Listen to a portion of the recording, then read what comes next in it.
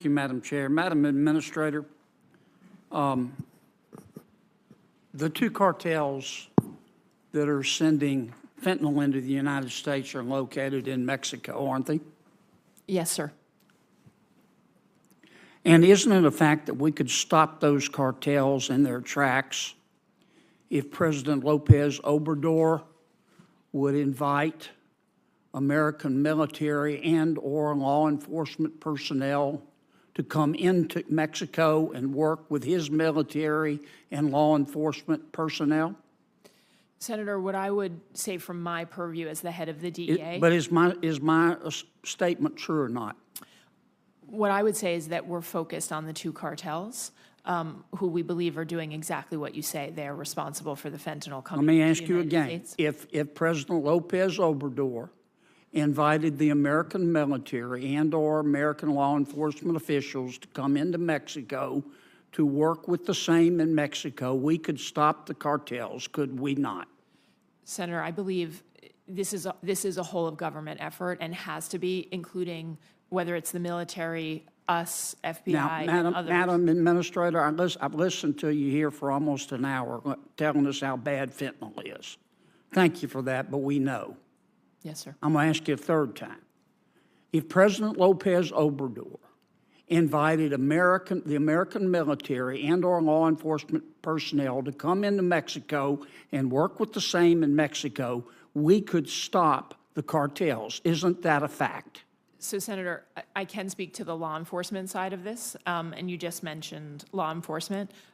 I believe that this is vital for both Mexico and the United States. Mexicans are dying as well, as we showed in the Chapitos. Well, then why don't we stop them?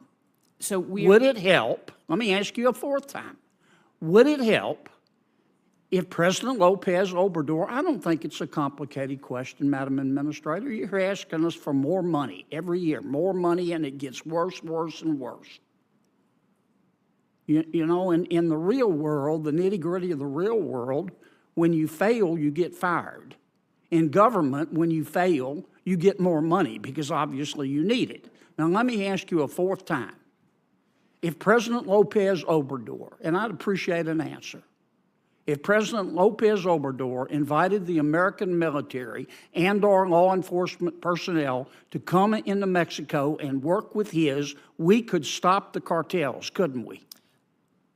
I believe, Senator, that we can stop the cartels. Okay, have you made that suggestion to President Biden? If I could, I believe that we can stop the cartels by... Have you made that suggestion to President Biden? Senator, I have been very vocal in the whole of government setting on the importance of fentanyl, and all of us using every single effort and authority that we have. Why hasn't President Biden done it?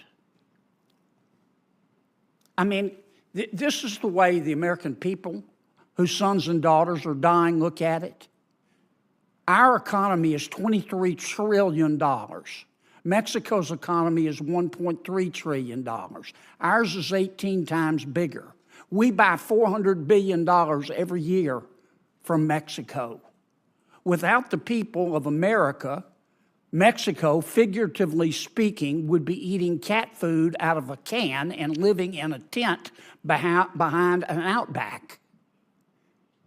So why don't you and the president, embarrassing no one, get on the phone and call President Lopez Obrador and make him a deal he can't refuse to allow our military and our law... Senator explodes over fentanyl crisis, fiery clash on Mexico cartels goes viral. A heated Senate hearing erupts into chaos as a U.S. senator aggressively presses the DEA administrator over the fentanyl crisis, Mexican drug cartels, and the Biden administration's strategy at the border. The explosive exchange centers on one question: why hasn't the United States taken stronger action against the cartels operating in Mexico? As tensions rise, accusations fly about government failure, cartel violence, and the devastating impact fentanyl is having on American families. The confrontation quickly becomes one of the most intense moments in recent Senate hearings. Has neither the ability nor the will to stop the cartels. But yet we go along and pretend that they're our friends, and Mexico is our friend.